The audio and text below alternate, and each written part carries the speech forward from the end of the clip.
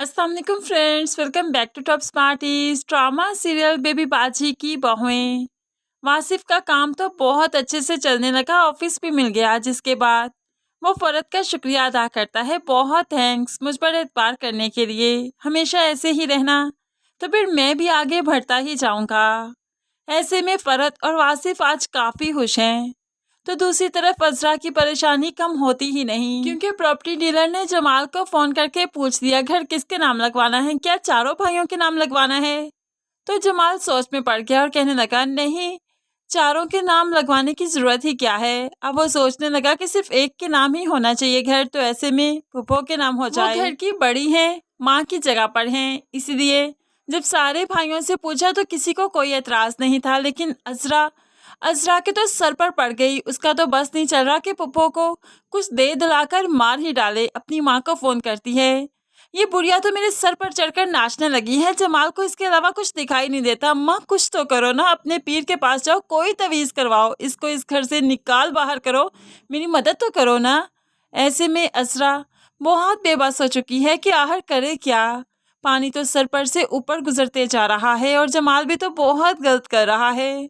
भला पुप्पो, यह हाला लोगों के नाम कौन अपनी इतनी बड़ी प्रॉपर्टी करवा देता है। उसके सामने भी जैसे पुप्पो ने कोई तावीज़ किया हो और उसकी आंखों पर पुप्पो नामी पट्टी बंध गई हो, उसे कोई और दिखाई दे ही नहीं रहा।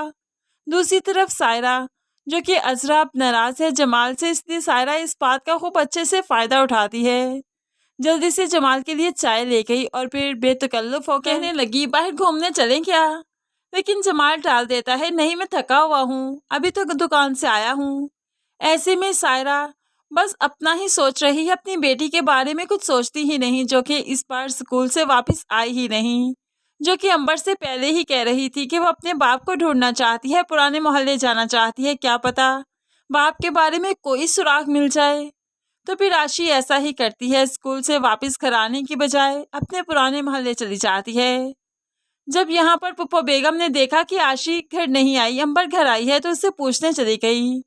लेकिन अंबर तो साफ कह देती है मुझे नहीं मालूम, स्कूल में नहीं थी, इसीलिए तो मैं अकेली वापस आ गई। वो कहाँ गई, किसके साथ गई, मैं कुछ नहीं जानती। अब तो पुप्पो को अपनी जान के लाले पड़ गए कि जमाल को मालूम पड़ेगा तो क्या सोचेगा। मैं उसकी बेटी के बारे में बातें किया करती थी, उसके कान भरा करती थी, और वही सब कुछ मेरे साथ हो रहा है। अभी तो पुप्पो जाने क्या कि उसके साथ क्या कुछ होना बाकी है, क्योंकि आशी जो कि अपने बाप को ढूंढने निकल ही पड़ी है। तो ऐसे में बाप की सजा भी अब खत्म होने वाली है, तो दोनों बाप बेटी का टकराव तो एक दिन हो ही जाएगा। उसके बाद ही तो सायरा और पुप्पो के बुरे दिन शुरू होंगे। अभी तक तो रक्षी के बुरे दिन शुरू हो चुके हैं नसीर की वजह से। रक्षी, जिसने एक अमीर कबीर सामी फंसा रखी थी और फिर अपने दुखड़े सुनाते हुए उसे घर भी ले रही थी। ऐसे ही जब प्रॉपर्टी डीलर के पास पहुंची तो नसीर भी पुलिस को लेकर वहीं पर पहुंच गया, और ऐसे में रक्षी का काम तमाम तो हो ही गया। रक्षी कुछ भी कहती रहेगी, पुलिस उसे अरेस्ट कर तो ले ही जाएगी। फ्रेंड्स, आप क्या समझते हैं, क्या वाकई जमाल पुप्पो के नाम अपना घर लगवा सकता है या नहीं, जरूर कमेंट्स में बताइएगा। मज़ीद वीडियोस के लिए चैनल को सब्सक्राइब करके साथ बेल नोटिफिकेशन जरूर प्रेस कीजिए, ताकि आने वाली हर वीडियो बहुत आसानी से देख सकें। अल्लाह हाफिज।